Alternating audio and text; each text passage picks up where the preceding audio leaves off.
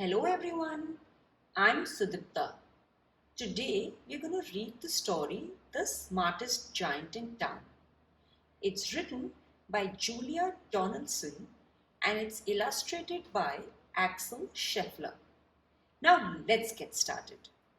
George was a giant, the scruffiest giant in town. He always wore the same pair of old brown sandals and the same old patched up gown. I wish I wasn't the scruffiest giant in town, he said sadly. But one day, George noticed a new shop. It was full of smart clothes. So he bought a smart shirt, a smart pair of trousers, a smart belt, a smart stripy tie, some smart socks with diamonds up the sides, and a pair of smart shiny shoes. Now I'm the smartest giant in town, he said proudly. George left his old clothes behind in the shop. He was about to go home when he heard a sound. On the pavement stood a giraffe who was sniffing sadly. "What's the matter?" asked George. "It's my neck," said the giraffe. "It's so very long and so very cold.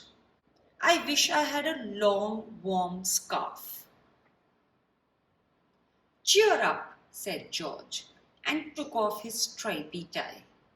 "It didn't match my socks anyways," he said. And as he wound it round and round the giraffe's neck, it made a wonderful scarf. "Thank you," said the giraffe. As George strode towards home, he sang to himself, "My tie is a scarf for a gold giraffe, but look me up and down, I'm the smartest giant in town." George came to a river. On a boat stood a goat who was bleating loudly. "What's the matter?" asked George.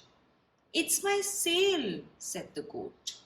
"It blew away in a storm.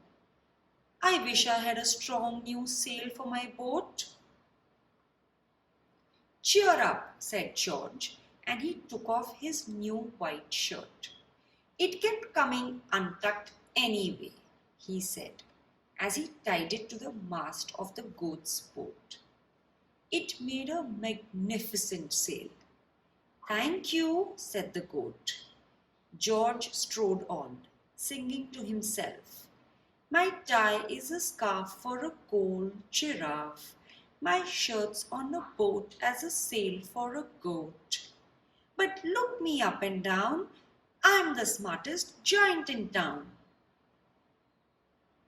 George came to a tiny ruined house. Besides the house stood a white mouse with lots of baby mice. They were all squeaking. "What's the matter?" asked George. "It's our house," squeaked the mother mouse. "It burnt down and now we have nowhere to live. I wish we had a nice new house." "Cheer up," said George, and he took off one of his shiny shoes. "It was giving me blisters anyway," he said, as the mouse and her babies scrambled inside. The shoe made a perfect home for them. "Thank you," they squeaked. George had to hop along the road now, but he didn't mind. As he hopped, he sang to himself, "My tie is a scarf for a gold giraffe. My shirt's on a boat as a sail for a goat. My shoe is a house for a little white mouse. But look me up and down, I'm the smartest giant in town." George came to a campsite. Besides a tent stood a fox who was crying. "What's the matter?" asked George. "It's my sleeping bag," said the fox. "I dropped it in a puddle. I wish I had a warm, dry sleeping bag." Cheer up, said George, and he took off one of his socks with the diamonds up the sides. It was tickling my toes anyway, he said, as the fox snuggled into it. It made a very fine sleeping bag. Thank you, said the fox. George hopped on, singing to himself. My tie is a scarf for a gold giraffe. My shirt's on a boat as a sail for a goat. My shoe is a house for a little white mouse. One of my socks is a bed for a fox. But look me up and down, I'm the smartest giant in town. George came to a big squelchy bog. Besides the bog stood a dog who was howling.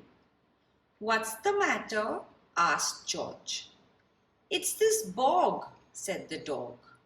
I need to get across, but I keep getting stuck in the mud.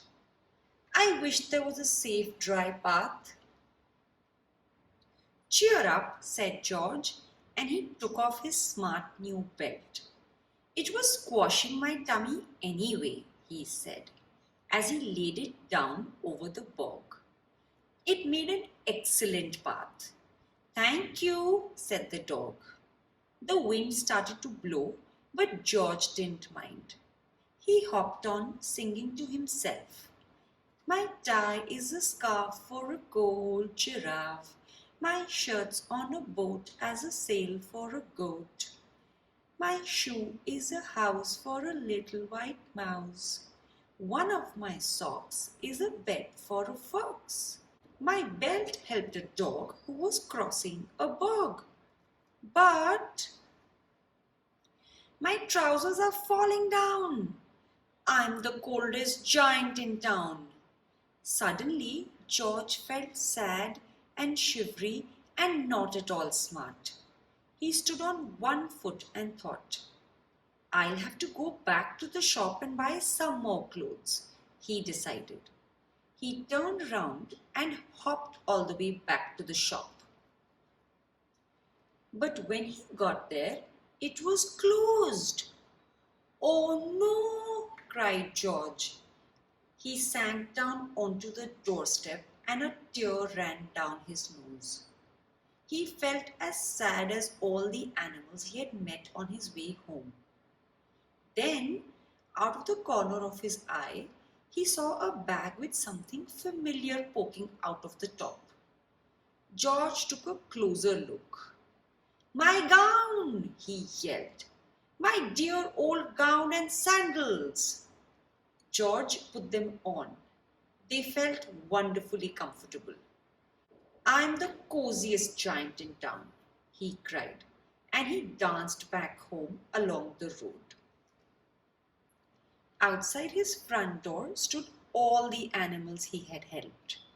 They were carrying an enormous present. Come on, George, they said. Open it. George untied the ribbon. Inside was a beautiful gold paper crown and a card. Look inside the card, George, said the animals. George put the crown on his head and opened the card. Inside it said, Your tie is a scarf for a gold giraffe. Your shirt's on a boat as a sail for a goat. Your shoe is a house for a little white mouse. One of your socks is a bed for a fox. Your belt helped a dog who was crossing a bog. So here is a very fine crown to go with the sandals and gown of the kindest giant in town. And that's the end of the story. If you liked it, do share it with your friends. And don't forget to subscribe for more such stories every week.